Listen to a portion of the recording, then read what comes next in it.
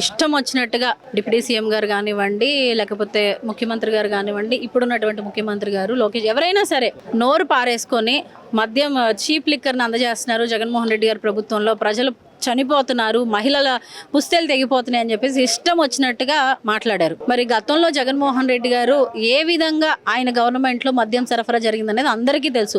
పూర్తిగా belt షాప్స్ని close చేసి కేవలం మార్ట్స్ని మాత్రమే పెట్టి ఎక్కడా కూడా కూర్చుని తాగే విధంగా లేకుండా చాలా చక్కగా ఆయన రూల్ చేసిన పరిస్థితి అందరికీ తెలుసు.